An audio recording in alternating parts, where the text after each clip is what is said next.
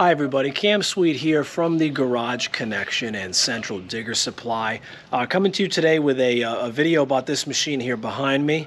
I realized that while I've had this for a while and I've used it to offload generators from trailers and all my inventory when I first showed up here from patrol, I used it for all these different things and I never did a review on it.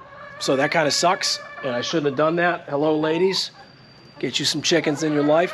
So anyways, we're going to talk about this machine here because this is really a rock star as far as machines in this weight class, you know, for the price and the build quality and all that stuff. So let's talk about this machine here and see if maybe this is the right fit for you. If you want to add something like this to your property, to your portfolio, whatever it may be. And we'll try not to hurt any chickens in the process of making this video. Stay tuned. On a side note, you know, if you ever want to make your day infinitely better, you want to go ahead and get some of these Polish frizzle chickens. You want to get some of those in your life. God almighty. Oh, look at that. You driving, sweetie? Oh, there's multiple ones. Get out of there. Yeah, you want to go ahead and get some of these chickens in your life. They're really just put a smile on your face and your kid's face. Absolutely fantastic. All right, let's get to what we need to get to. All right, so this is the new model LHY680. All right, this is the HUAYEE's upgraded version of the red machine that I did a previous video on. They've added some features. They've changed a couple things around. The drivetrain remains largely the same, but what we're going to do, we're going to talk about all the things that are going on with this machine here, and again, see if this is something that maybe it makes sense to pick up and to purchase. So we'll start inside, okay? We got the Kubota D1105 diesel engine, 3-cylinder Kubota Diesel, big radiator in the back there, and then we get the hydraulic pump stack. Now, we're going to take a couple of moments here and just briefly talk about what makes this stack different than some of the other manufacturers' machines. So, we have 3 distinct pumps, okay? You've got this pump, which this is a variable displacement piston type hydraulic pump. You have another one identical here, and then you have this gear pump. One pump is dedicated to one track drive motor. The other pump is dedicated to the other track drive motor. And then this pump here runs your auxiliaries and your arms, okay? So what does this mean? Well, this means that your aux function and your loader function, which is operated off this directional control valve right here, that is completely separate and independent of what's going on with your track drive motors. All right, so you can operate this machine at basically wide open at full throttle, full ahead, and it has zero effect on what your accessories are going to do, your attachments. It has no effect whatsoever, and it won't. It's not like if you turn left that the boom's going to lower or raise any differently. It's completely separate. I want to make that very apparent to everybody out there. What this also means is that you're not competing for fluid. So some other machines that are out there, if you're using a function that requires a tremendous amount of flow but doesn't necessarily require a lot of pressure, something like, I don't know, maybe like a brush trimmer or something like that, that's going to rob a lot of hydraulic flow from your things that do require a lot of pressure. Because remember, the fluid is going to take the path of least resistance. So if what you're using is the path of least resistance, then really all the other functions are going to suffer. So this kind of subdivision and dividing of the hydraulic system is very important to make sure that you have a positive experience with your machine. If you've got a machine that's just got one big giant pump, I'm not saying that it's not going to work, because obviously it does work. It's just not really the perfect solution to that problem, I guess would be the best way to say that. Another big change for this new design here is these the self-leveling arms. So these arms, what they do essentially, instead of having a singular pivot point, it splits it into two. So you got one here, and this one is really taking the main load, and then you've got this lower arm here, which is extremely thick plate steel, and it's boxed on the outside, and these two pins are what it pivots off of. The bucket stays level, pallet forks stay level. When you're going up and down, that's really a nice touch to have self-leveling. When I first got it, I was like, oh, that's kind of cool, and I didn't really think it was going to be that useful. Oh my God, I love it. I can't imagine having one without it now. So that's a really nice feature. They got this little safety thing here too. If you're working on it, you pop that down so, you know, if something goes wrong, it doesn't fall and cut your head off. So that's a pretty nice addition to these machines that came out. Let's see, what else can we hit on here? We got our auxiliary hookups there with a K-strain connection.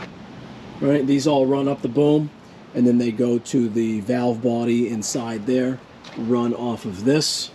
So you know, it's momentary, and then if you push it over, it locks in. So if you're running something like a sweeper or a Harley rake or whatever, you just lock that in, and she's good to go. And then it's going to run as long as you want to run it. So you're gonna have to excuse the dirtiness of the chassis here. This machine does come with some side panels on it that covers up all the idlers and stuff like that, and they attach at these are threaded bolt holes in there. I took them off for a couple reasons. First off, that they get the shit beat out of them when you turn and whatever, and to me it's just easier to not have them on there, and that's that. And I don't know, I just think that it looks better without them. And then we've got the track assembly here. So big, monstrous, thick drive cog right there.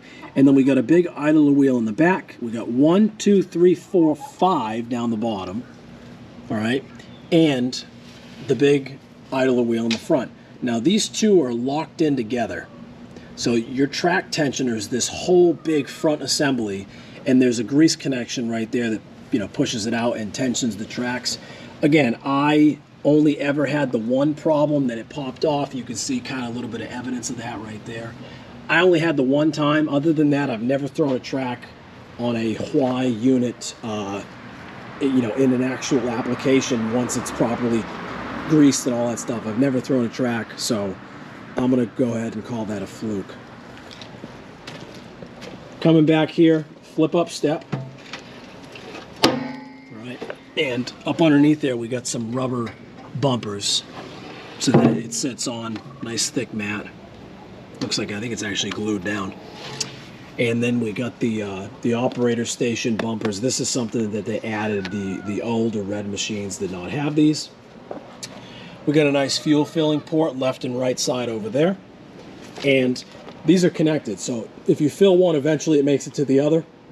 And there's only one fuel sending unit. I think it's in the right side, the fuel sending unit in there that tells the gauge where we're at for fuel. So you fill one, it will fill the other eventually. Another design feature that they chose to go with on this unit that I'm pretty excited about is you get this kind of outer body here, and it comes down, and if you look, there's a noticeable step in. What that's for is counterweights. So they sell a cast counterweight that kind of goes in here, and these bolt holes, the studs will go up through, or maybe it's threaded. I haven't actually had one in front of me to see exactly what it is, but they go up in here, and then the thing will bolt on, and it'll make this whole panel flush. And I want to say they're like either 200 or 400 pound counterweights. So, I mean, this thing will lift a shitload of weight now. I can't even imagine once those counterweights get on it. My God, is it going to lift some serious weight. Got a battery cutoff right there, couple lights, hood here. Yeah, I mean, it's got what you need. You know, this is a horn button right there. I got the horn disconnected because I accidentally beep it all the time and wake my son up. Just very tidy, very nice. And this is going to operate your you know, your arms, your bucket, stuff like that. Yeah. Now this unit does have a mini skid quick attach, which is nice. Takes the normal like 24-inch attachments, so that's nice to see that. There's some other ones, I guess, are coming with mini Bobcat plates, like those little, you know, the little baby Bobcats, the ones you sit in. That I got a broken piece of shit one over there. Some of these are coming with that. My opinion, that's a huge issue because those attachments are very hard to find. They don't sell them at the auctions. Maybe they're going to start bringing them in. That'd be cool. But this one is, you know, normal 24-inch mini skid. It'll lift the bucket full of soil is wicked wide. I think the bucket's almost like 48 inches wide or 44, 46. It'll lift that full of soil rock. I've unloaded generators with pallet forks and the brush cutter and the grapple's a gangster with this thing. I mean, it does everything that you expect it to do, and it does it very, very well. Now, this machine is this machine's in a category and in a class that's a little bit, I don't want to say it's crowded, because there's not very many machines out there that are meant to do what this one does. You're looking at, you know, like your Ripa RS06s, your V1000s, your XC1100s. I don't want to say the VMANG machines because those are just kind of on in a class of their own. But you know, the bigger kind of 1000 series diesel pilot control machines. This machine's in that class with them. Do some of them have more features than this machine? Absolutely. Do some of them have more popularity in the market than this machine? Absolutely. But, and I've always been a big kind of proponent of HUAYEE machines for this reason. When you sit on a HUAYEE machine, if you've ever had any experience with the auction crap or even other manufacturers' machines, and you sit on a HUAYEE machine, the fit, the finish, the build quality, how it's put together, just everything about it, you go, wow, that is a nice machine. And I mean, that's universal. Everybody who's come by has said, wow, that's a nice machine. So if features and gimmicks and gizmos and gadgets is your thing, you know, then this machine might be a disappointment to you. You might think, well, you know, I wish it had cruise control. I wish it had 2 speeds. I wish it had float. I wish it had dual aux, or whatever you wish it had. If that's a deal breaker for you, then you got to look elsewhere. But if you're looking to get into a machine that is a workhorse, it's like a late 90s Ford pickup truck, right? It's a workhorse. It's going to be there for you. You can pick the phone up and call a dealer in the United States. You don't have to worry about negotiating with whoever. If that's something that interests you, maybe this machine's worth taking a look at and having a serious conversation with about purchasing, because again, I've used it, I've loved it.